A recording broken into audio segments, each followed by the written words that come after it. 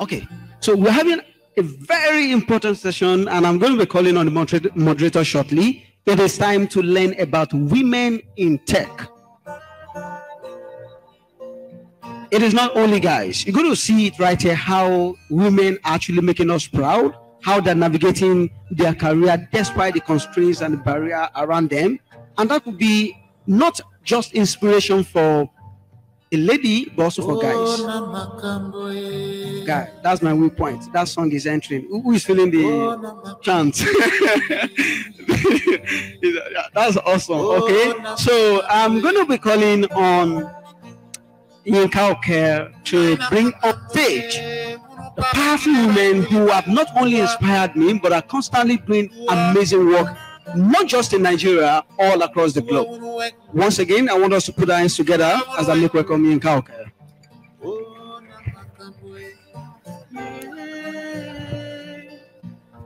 Good morning, everyone. Good morning, afternoon.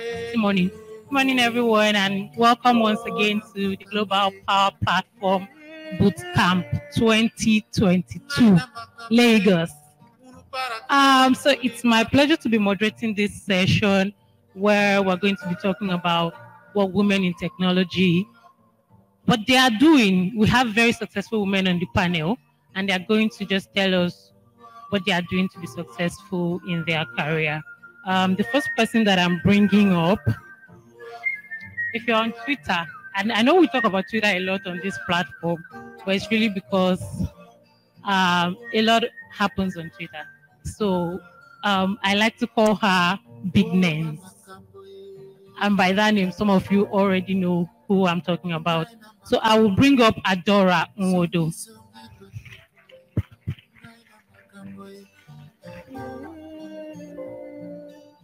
The second person on the panel, we call her MJ. She doesn't break dance, but she breaks a lot of things. Please make welcome Olajumoke Turiola. And finally, last but not the least, there's something I'm going to tell you about her later, but I'll keep that for later. Let's have Joan Ojochemi. Thank you for coming.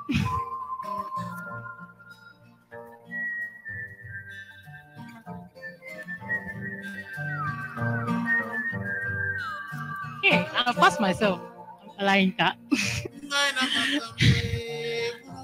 Okay.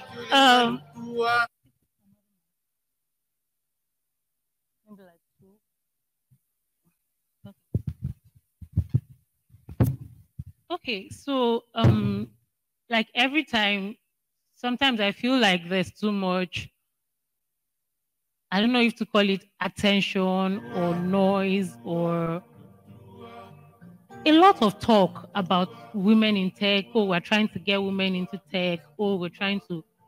But after all of the talk, it just looks like nothing is changing.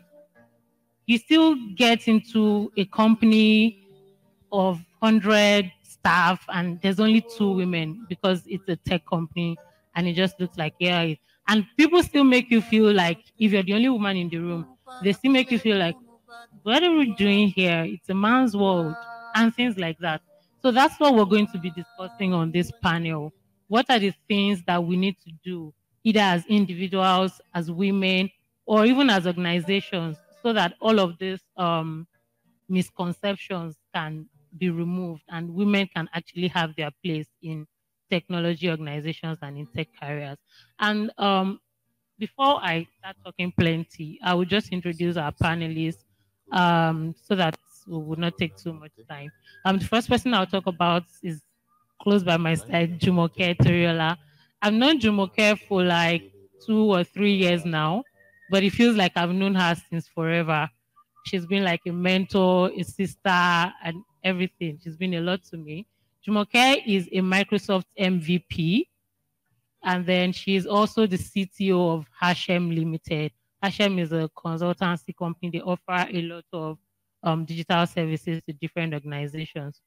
And the second person we have is Big Names, Adora Nwodo. Adora is a software engineer at Microsoft. She is also an author. She's queen of open source. and she recently released a book called Cloud Engineering for Beginners. I just love her vibe. Like she's doing the thing, and she's on Twitter. She's so playful. She's just enjoying her life. Like I look up to her a lot. She doesn't know, but I'm telling her now. And then we have Joanne here. Joanne is like I want to call her. She does so many things. Joan is a Microsoft Office 365 consultant. She's a customer success manager. Then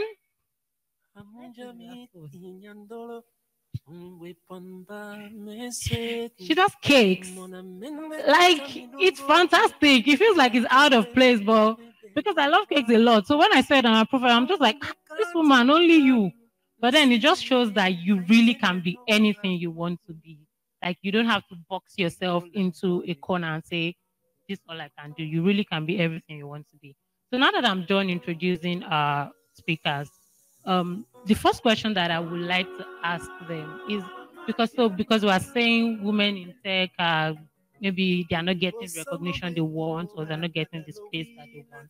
But we see you, and you're sort of proof to us that you can be a woman in tech and you can have a successful career. So, what is the one thing that you think has been the ingredient that has helped you to get your career to where it is today? I'll start from Jimmy. All right, thank you, Olayinka. And then good afternoon once again. Okay, we're still in the morning. Good morning once again, everyone. I'm super glad to be here. I hope every one of us are catching phone. All right, so to the question, Yinka, for me, I think one of the ingredients that can make you still relevant as a woman in IT, I'll say, is one, the amount of time to dedicate to yourself and to invest in yourself. So there are a lot of things we women do. I mean, apart from the home front, keeping the home front, and then a lot of times that you have to also juggle between the workforce and all of that. But one of the things that I've tried to do and then to maintain relevance also in IT is time. The time I think I invest in myself. And time to us can mean a lot of things, like I used to tell people. Your time can be the time that you want to meet up with friends. Your time can be the time you want to go to Instagram. Your time can be the time you want to, I mean, do any kind of thing. But what I normally tell people is this: one thing that is clear in life is that God has not given me 24 and a half hours. He has given every one of us time equally. How we make use of that time is what makes you I mean, what differentiates you from the other person. I mean, so how do you, at least a lot of this comes, I mean, what is happening right now, there's a lot of noise around it. You decided to use your time to do this, to come in here, to come and get trained, to come and learn, and all of that. That is what time is. If you have a proper definition of what time is and what it is to you, I can assure you, you can make the difference even in the community, whether you are a female or you're a male.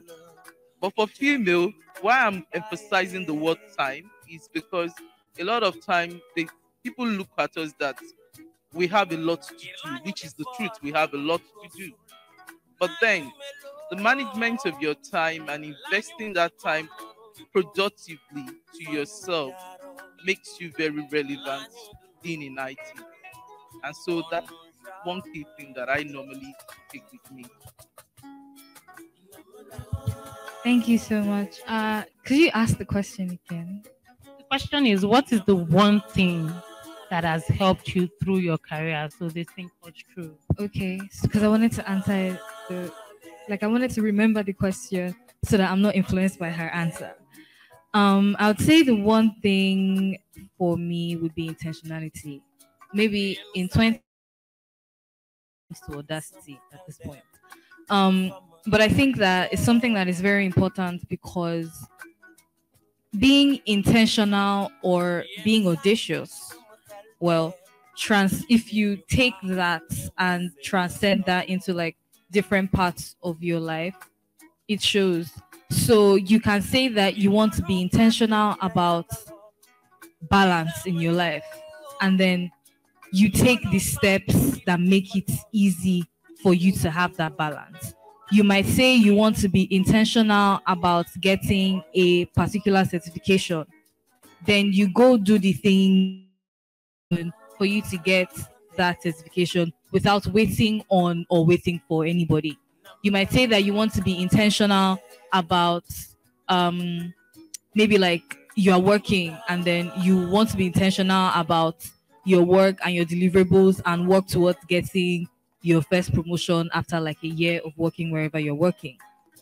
Being intentional and knowing that you have to put in the work in different areas of your life to make that happen is what sets you apart from the next person. Basically, being intentional about what you want to do, having those dreams, having those plans, and following through with every single thing you do is basically what got me to what I am doing. Because I mean, at the end of the day, we're all human beings and we all have like fancy dreams.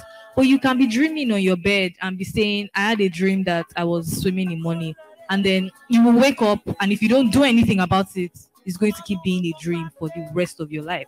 So, what's important is that when you have those dreams, back it up with action in any single thing you are doing in your life. Make sure there's always that intentionality.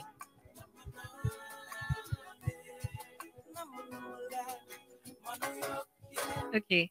Thank you. Thanks, Yinka. I actually love the response from Jumoke and Adora. You guys stole words from my mouth. So for me, I would say one thing that has helped me and then brought me this far, right, in my career and in life in general, would be the ability to prioritize, right? So as human beings, of course, there are so many things that you want to do. There are so many things you would love to achieve.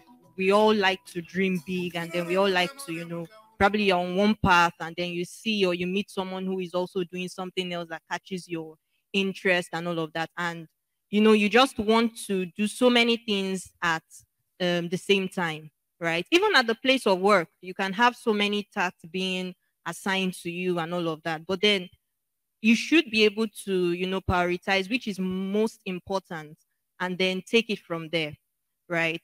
Um, Along my career path, I've found myself in various positions, support agents, deployment, customer success, technical account management. And then for me personally, also having to balance all of that with, cake making, that's entrepreneurship, right? So because it's not just cake making in my house, I'm actually doing it for baking for people, baking for people's events and all of that, and getting to balance that with my career, right? So it's my ability to really prioritize, get to know which is the most important. How can I do all of this, stay relevant, and still continue to make a positive impact in basically wherever I find myself, right? And you said one thing. Let me just add one other thing. Also, the ability to network. I am ordinarily, or should I say, originally, I'm an introvert. I remember when I finished school, I always found it hard to, mingle with people. I started my internship position, and then my colleagues would basically be like, you've been seated here for a number of hours. You're chatting with us and all of that, but you're not talking, right?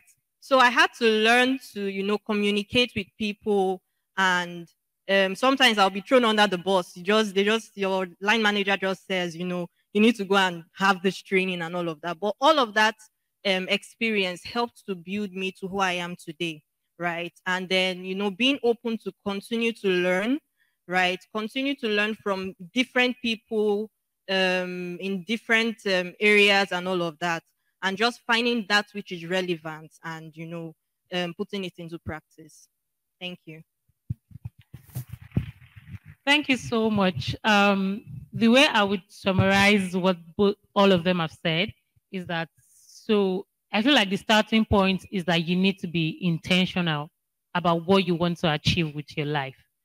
And after being intentional, it's not just saying, oh, okay, I want to travel the world, and you start dreaming of traveling the world. You will now put a plan into how you're going to achieve that dream.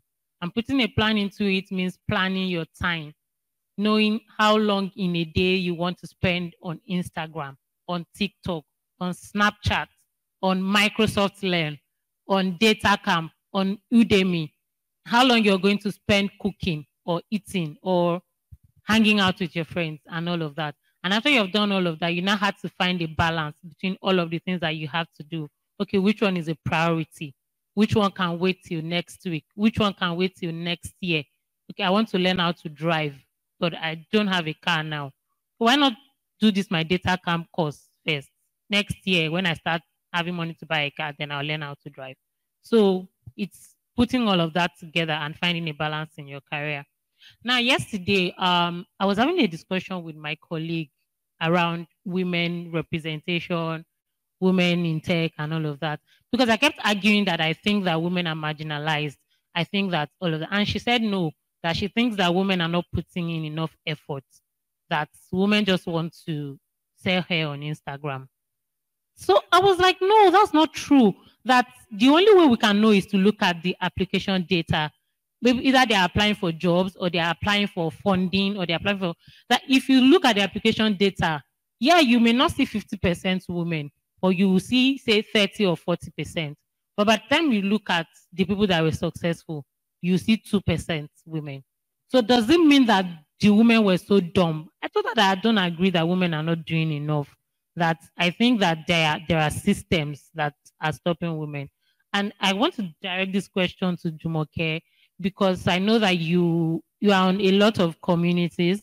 Some, the one we had together that is for women. There are some others that are mixed. I think Dynamic 365 group.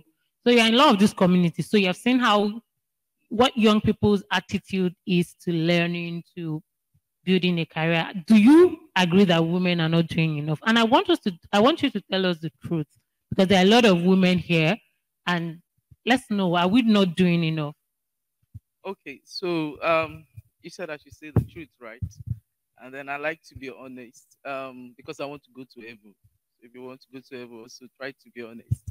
So first of all, what I'll say is this: we're doing, but there's still more to do. That's being honest. There is a platform, but the truth about it is that um, we are not moving at the speed which I think, in my own opinion, we're supposed to be moving as women in IT, because the gap is actually very huge. And I think there is a lot of factors that plays into this. But one of the things I can highlight to be the very first one is um, I think it has to do with us first, with the individual, with the women. We need to change our mindsets that being a female is just a gender. It has nothing to do with your skill set. If you have that in at the back of your mind, then there is no thing that should deter you to move forward. I'll say this because I studied electrical in Yabate, quite all right. But then we're only 3 women in the class of 115, and I happen to be the only woman that graduated. So is a lot, because at the end of the day, you find that everybody just drop off, and so being the only woman still in the class, I faced a lot of challenges. I will tell you the truth. And I think those challenges start even from when you're in school, when you want to go into these STEM courses, any of these courses, because you feel so the pushback force from maybe the male counterpart, what are you doing here? Is there? And then I used to tell myself, if you can do it, and I think I can do it better. I mean, right from when I've been little, I used to tell myself that um, I have a lot of things. I want to become a medical doctor. That was my first plan. But you know the way JAM used to do us now. So I ended up, when they gave me microbiology, I said, for what? I beg. So I decided to go to Yaba Tech instead, and I didn't regret it going to for electrical anyway. So I mean, where I'm going is that you have to change your mindset first as a female that find yourself in any form of STEM kind of thing, in terms of your career course. Don't limit yourself. And I think you having that confidence in yourself, that you have that inherent skills that God has given you, and you can achieve whatever you put your mind into as a female, will make you go higher in your career. So that's one of the things I've seen. But a lot of times, it starts up with, maybe even when we finally finished the school, we decided that, okay, we want to get into the family way. After we've got into the family way, what you started with, you cannot even pursue it. And when you've got into the family, maybe you are even still trying to do it. The next thing is that when you start giving birth, it becomes an issue. And so it still goes back to the first question. You have to be very intentional about what you're doing. So yes, the gap is there. That's the truth. Are we trying? Yes, but we are not doing enough. So I want to challenge every female in this room to say that I'm going to take up that course, not just that I just passed through university and finished, and I did electrical, I did computer science, I did all of that. And by the time it is time for work, you start going to look for probably maybe a secretary, a reception. Don't get me wrong. I'm not saying you can't start off with that way. I mean, I'm not saying you can't do that. But make sure you do not lose your focus, or you don't lose your dream, which is in the first place why you decided to even try to do that computer science, why you decided to do that IT related course in the first place. So that will keep you going, even with all of the obstacles in the industry. Yes, we face a lot, that's the truth.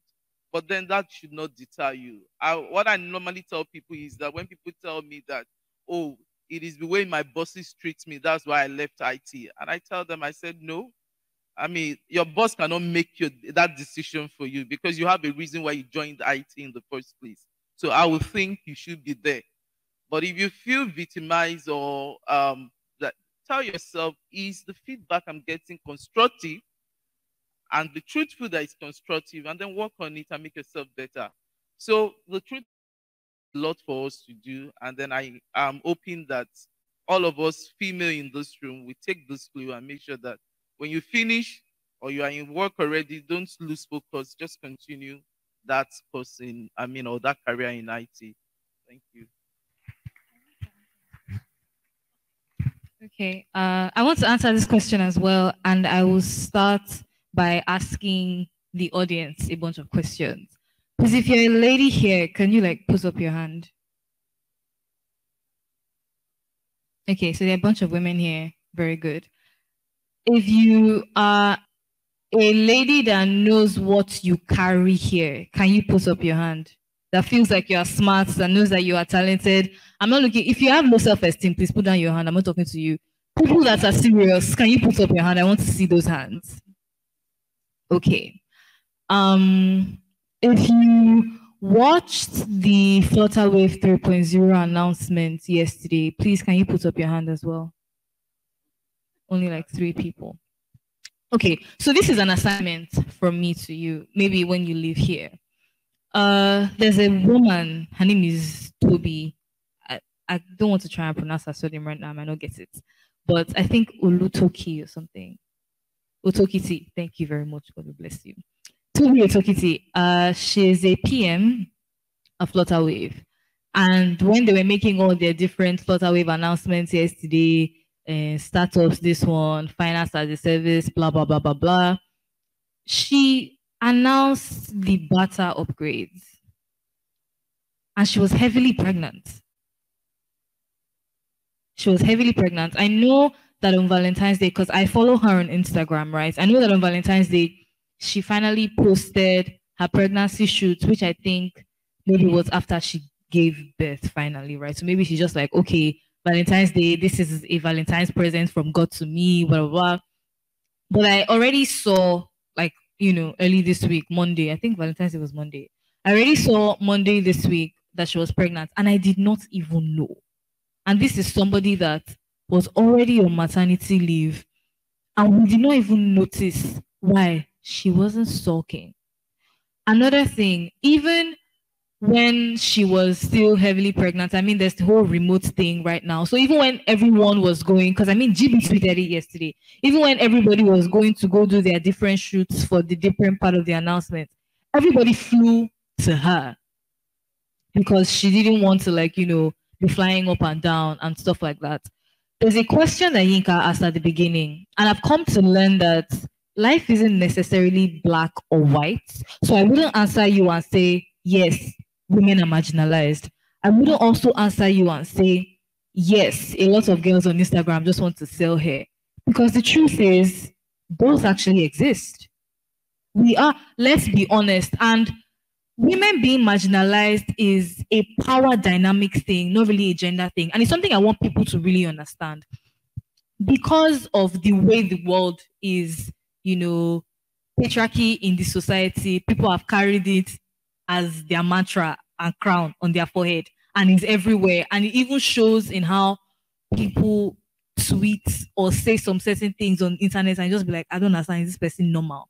So because of that, it seems as though there's this power thing where the men supposedly, because me, I would never accept it, I'm sorry, the men supposedly have all the power, and then the women are gunning for that power. So there's that power dynamic.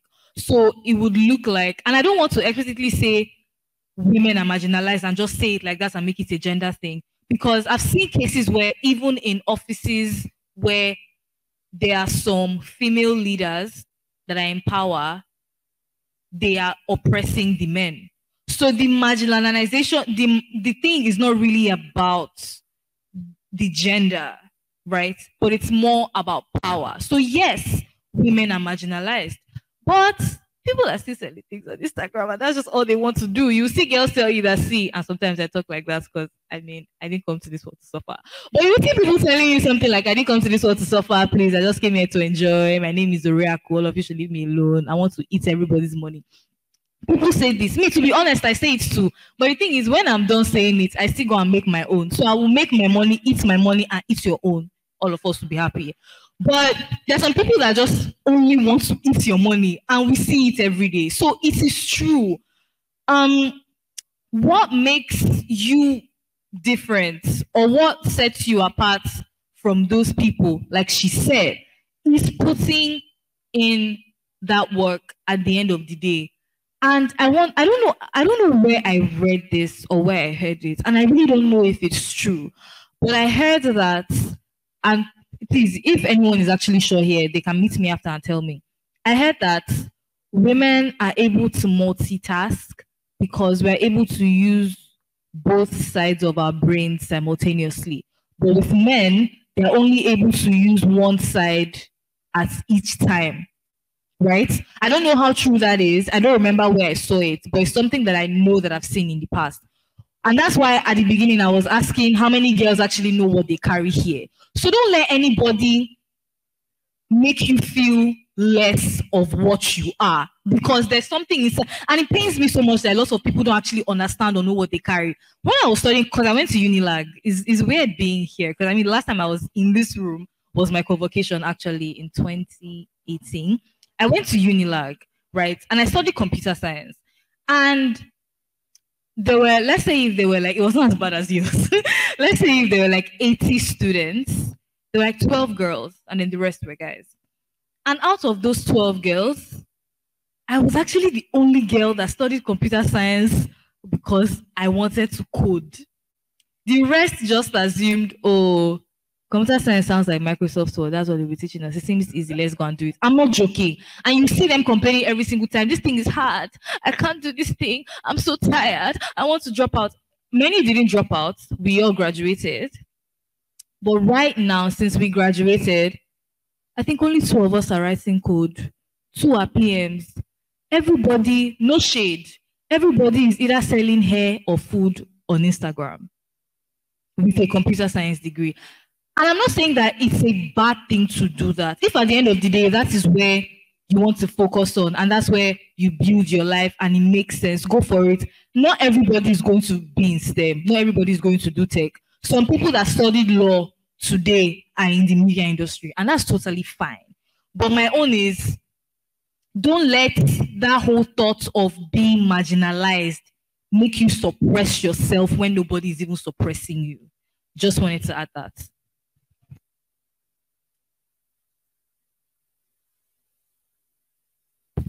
Thank you so much. Like you guys have said a lot. And you see, I always like it when people say, as a woman, you can do anything you want to do. And I don't like to talk about myself too much, but I have to tell you, when I studied chemical engineering in university, and when I finished school, of course, when we studied chemical engineering, we all hoped that we were going to work in Shell and Total and all those fantastic oil companies. So, of course, I was living in Ocean State then, in Elisha, and we're looking for a job, of course. I finished NYSC, we're looking for a job. Eventually, I got a job at an oil service company. And every time I went there, or when I resumed there, people always, even people in the company, they just always assumed that I knew somebody or that somebody helped me to get the job. And when they asked me, who brought you? I'm like, I applied online and then we did a test and we did an interview and then I'm here. Like I remember that I had to take a night bus from Lagos to Port Harcourt when I went for the interview. That was because I was gunning for something. In fact, I was a broker. I borrowed transport money from my brother to go for the interview. And then I got the job and then I had money. But I just always feel like, yeah, I was a field engineer on that job. In my department, in the department where I was, all the people we met in the department were men. In my set, then I employed 3 ladies. They said they wanted to have ladies. And then we started hearing gists that, oh, they don't want us to be going to the field, that we'll just go to the field small and then we'll be staying in the office. And I'm like, why? I'm a field engineer. I'm supposed to be going to the field. Somehow what happened was that whenever there was an opportunity to go to the field, and like she said, there were people that started saying, oh, let them post me to admin. Oh, let them post me to. And again, it's fine if it is what you want, but don't let it get into your head that you cannot do it. So when I was there, whenever there was an opportunity to go to the field and they said, oh, want to go, I'm like, yeah, I want to go. And it almost landed me, well, not like in trouble, but there was a time they asked me to come go someplace offshore. And then I said I was fine to go. And then they sent my name. And when we got to, so the way offshore vessels are, there are different types. There are some that just have like general accommodation, 10 people in a room. There are some that have maybe one small room that the captain or some important person can stay. In short, that vessel did not have provision for private accommodation. So when I got there, and they were like, oh, your name is Olanyika now. We thought you were a man. Oh, okay. Okay, you have to stay in this room with 10 men. So, but I was like, okay, yeah, is there a private bathroom? Yes. Is there? Okay, fantastic. I worked on that vessel for like 2 or 3 weeks. And I was fine. Yeah, I had to always do all my business in the bathroom and what have you. And it didn't discourage me. The next time when they say who wants to go to field, I'll say, yes, I want to go. Because I got the job done, I got the experience, and everybody was always like, oh, you're doing so well. And it brings me again back to you can do whatsoever you want to set your mind to do. Now, I was doing that well. I did that job for some time, and then I left there, and then I took up another job in banking. And my friend was like, Ika, field engineering, banking, how, why? And in 1 year, I was doing fantastic again in that job. And I'm like, see, you can do anything that you set your mind to do. The fact that you're a woman doesn't have to mean you have to do this kind of job or this other kind of job. Whatever thing that you think you want to do, put your mind to it, get the knowledge you need to get, and you will do just fine. And if it is this other thing that you want to do, you want to be an entrepreneur, you want to run a business. My sister's an entrepreneur. She runs like 4 different chains of businesses, and she's doing very well. But the reason you're going to this other side, let it not be because you think you cannot do this other thing because it is meant for men. So that's just the encouragement that we're trying to put out today. The other question I want to ask, I think I'll put this at Joanne. So now we've been talking about whether women are doing enough, whether all of that. So there was a report from Statista that said that in 2020, there were only 20, there were like less than 40% women, sorry, employed by the FAANG companies, not the FAANG companies, Facebook, Amazon, Google, and the likes. So, and see, I'm usually very particular about don't just employ women as a diversity quota. Like, don't say, oh, we reserve this. I don't like it when they say we reserve these 30 slots for women, because if you employ me in that slot, I feel like when I come, people are going to feel like, it's not that you're smart now. It's just because, yes, they had to employ 30 women. That's why they employed you. I feel like there are better ways to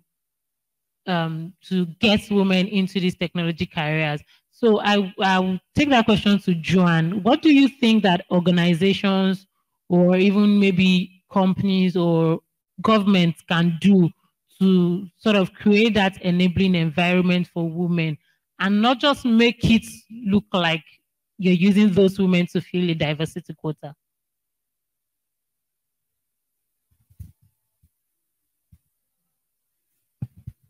Hello. Okay. Here. Okay. So thanks for the question, Inka.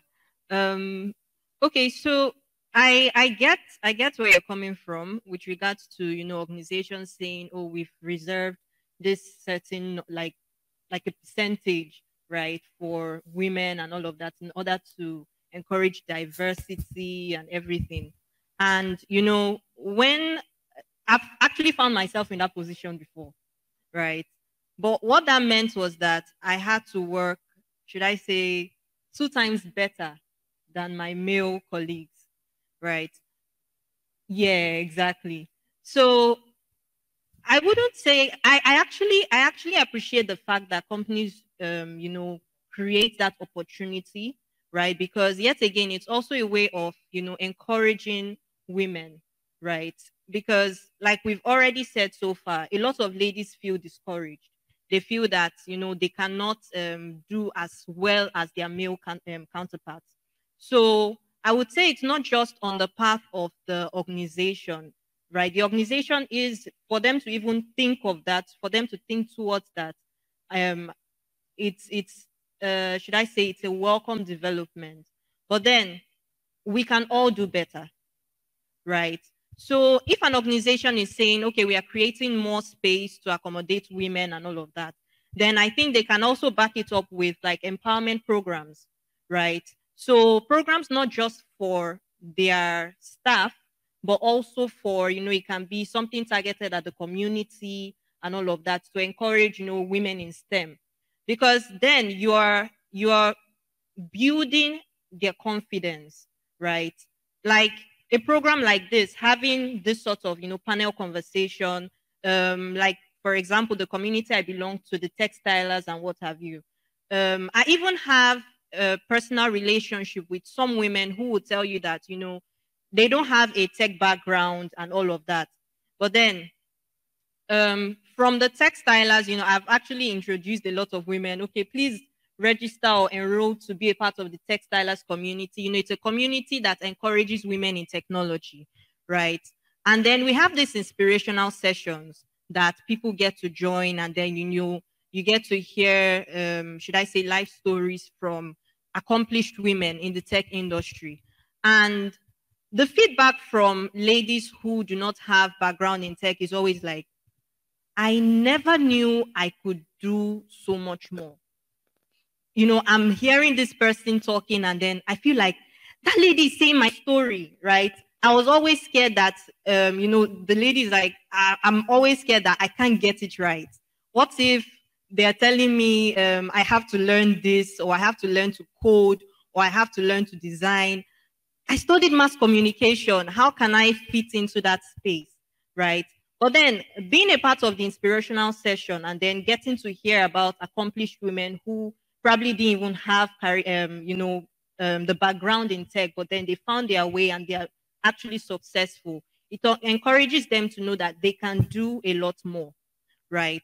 So having, sessions like that, outreach sessions, encouraging women to, do more, right? To actually be a part of the STEM community and all of that.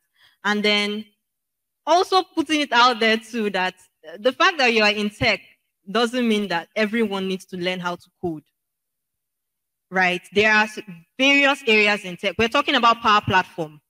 Using the Power Apps, Power BI, and what have you, you don't necessarily need to have a background in coding, right, for you to be successful at that. I studied computer science, and funny enough, I recently just completed my MIT program here in Unilag. And I am not so much of a programmer. I passed the courses. In fact, I can even get an A or a B, but I know it's not really something that I'm passionate about, right? But then I also knew that I wanted to have a career in tech. And what kept that fire burning in me was the fact that, I attended programs like this back then in school and even after school, right? Attended programs where, I got to learn about the various areas in tech. You could do project management, you could do, write courses on ITIL and actually manage a team of programmers and all of that, be a product designer and all of that.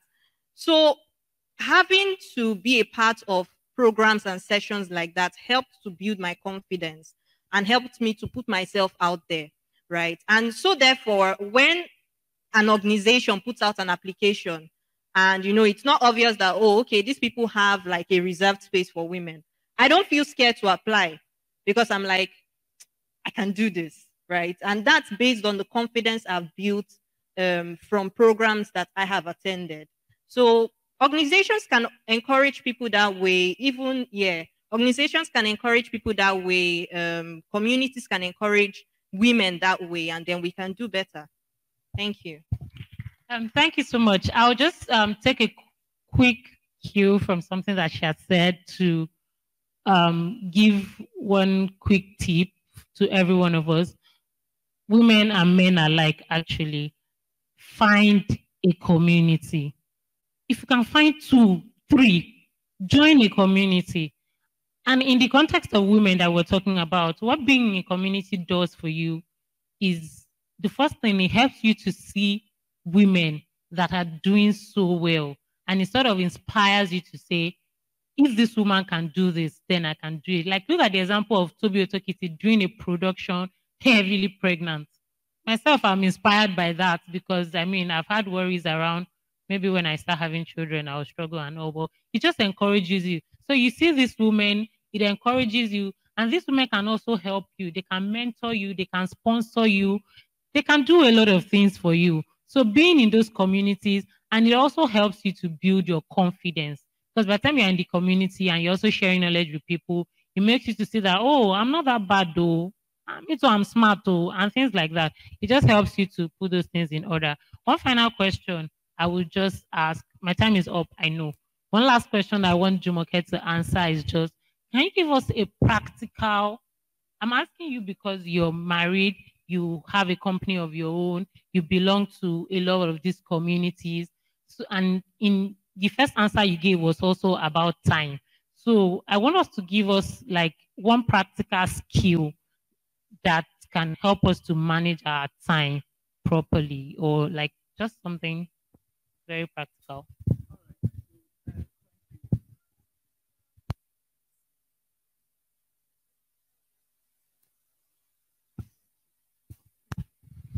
Hello. All right. Thank you, Olenka. All right. So to your question, how do you manage your time? I think I'll answer that going back to the very first thing all of us said, and then um, priority. First thing first, draw up your goals, draw up your plan. If you do not have a plan, someone says that I think there's a saying that if you fail to plan, you plan to fail, right? So draw up your plans. And when you draw up your plans, and then I'll take this same word, be intentional about your plans that you've drawn up. Draw it up in such a way that you itemize, you are intentional, you are deliberate, and you're committed. That's the word I think I want to use. You're committed to it. Don't just draw it up. I mean, I, for one of the things I used to do, make sure that in a quarter, I write an exam. No matter how, I make sure in one quarter. So at the end of every year, I think I have three sets, at least. I'm not saying because I do much more than that. So it doesn't matter that right now you're in school or you're doing or you're in school, working. Make sure that you have a plan and you're committed to following that plan. In that way, you mark, you go back and review that, okay, this is the plan. What is my progress? Where are my wins? Celebrate it, even though they may be little. And then you find out that you get to that very stage you want to get to. Thank you very much. Thank you so much to our panelists. Thank you so much for bearing your mind and being sincere in your answers. Before we go, I will just give opportunity to one person, one woman, one lady who has a question for our panelists. Our time is fast spent, so I'll just take one question. You can raise up your hand if you have a question that you want to ask any of the panelists. Anybody? Better for me if you don't have.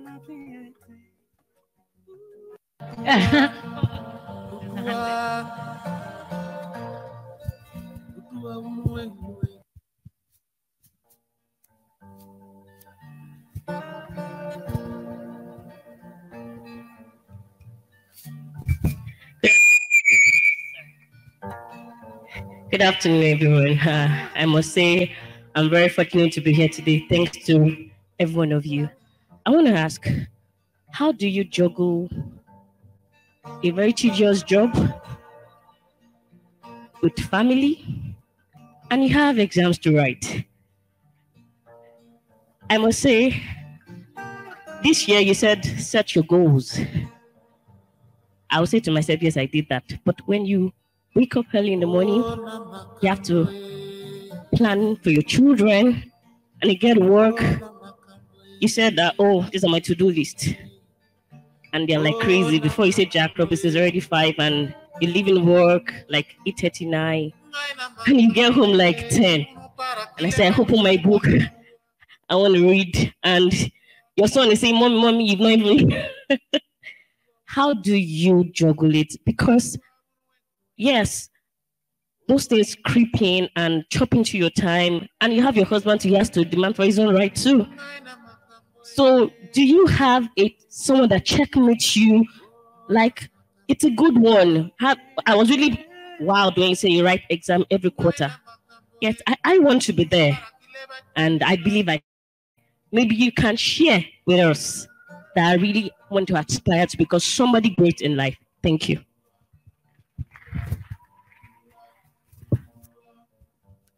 All right. I guess it's the same thing that I've said. Yes, and I want to tell you something. Um, One of the things that I like to tell people is that God started with work. So God was a worker. If only you had that idea. I mean, he worked. So he's not someone that, he taught us that principle not to be lazy. That's one thing. So he started with work and then he was able to prioritize. He didn't just create everything in a day, if you notice. So that's one thing. Having to have all of those things, there is time for everything. If you're a mother, I'll tell you, put them on some assignments, put them on some work where you can have space, and then all of that. So it's all about the timing and how you prioritize and how you give time to everything. There is a lot to do. Sometimes maybe for me, I like to read. Sometimes I think one of the people in the community was asking me once, do you ever sleep? Because it is in the middle of the night I do my work most times. Yeah, I like to do that. And then once it is 4 o'clock in the morning, I think right from while I was in school, I sleep maybe then very early, maybe around 10. But once it is 4 o'clock, that 2 hours before I start preparing to go to work, I have something to read just to get myself ready. Or it might even be, and nowadays, you can even play it while you're working, while you're, you can learn while you're working. You can play those things. Even if it is a Word document, if it is article, just let it continue to play. You just find out that something is dropping in you. Something is dropping in you. And then you get informed. Now you can take notes and then want to now go and research more. That, okay, that thing. I mean, that's part of my to-do. I want to go and research more on that. But, little drop, like they said, make the ocean. Immediately you start dropping and you start keeping it, you can now go research and do something on it. And to the exam, please be deliberate about it. Just tell yourself, whether it's an hour a day, you want to do what you want to dedicate yourself to. Say maybe you want to read that topic, you want to review that topic. You have 3 months in a quarter. At the end of the day, you find out that you will be ready. That's all. But don't just make the plan and leave it like that. Just be committed to it. That's my answer. Yeah, you can add to it. Unfortunately, I'm not married, but I kind of still want to answer your question because I have lived your life in multiple phases of my life. When I was in uni, I had 2 jobs. I was running a shoe business and I still graduated with a first class. Now that I am a person that has a career, I have like 5 jobs at this point. I have like multiple jobs. I moonlight as a DJ. I still have a business and I'm still able to like carry on my life. And apart from everything that she has said that I agree with in, planning and prioritizing, another thing I want to say is you should learn to delegate. It's not everything that you do by yourself, and that is okay. If there's a particular thing that has to be done and doesn't require your specific skill set, it's okay to give somebody else that thing to do so that you free up some more time for yourself that you can use to do more important things. And also, as a woman, you have the ability to multitask. You are not, I'm not saying men are cursed, but you don't have the curse of focus. Do you get what I mean? Where you can only do one thing at a certain time. David, you'll be all right. As a woman, you have the ability to multitask. So tap into that. Like she said, in the morning when you're making breakfast for your kids, if there's an exam that you're studying for, there's no reason why you can't be listening to an audiobook while you're doing that. I wrote a book late last year. And what I found out is that sometimes I'm tired when I'm done with work. I'm not able to write per se. But then I do these things where maybe right before I take a shower or something, while I am supposedly maybe folding clothes or doing something else, my voice recorder is on and everything I would have ordinarily written down that evening, I'm saying. And then maybe in a few days on Saturday, when I have less work to do and my head is clear, I can listen and turn those words into a chapter. So just find a way to make those things work for you, really. Just wanted to add that. Okay, 30 seconds, please. Don't worry, it won't be long. And I just want to say, don't be scared to ask for help. You can't do everything by yourself. That's actually the honest truth, especially when you have kids. I have a son. He will soon be 2 years old. I had him while I was running my MIT program. I was working, I was baking, I was newly married and all of that. So there was a lot that I had to handle at that period. But then I'm happy that I also had my family. Not everyone has, family that they can rely on. But if it's possible for you to get help, get help. Because at least it helps you, grow into that, achieve what you want to achieve, right? And then can carry on from there. Thank you. Thank you very much to our panelists. Thank you very much. Can we keep jamming our hands?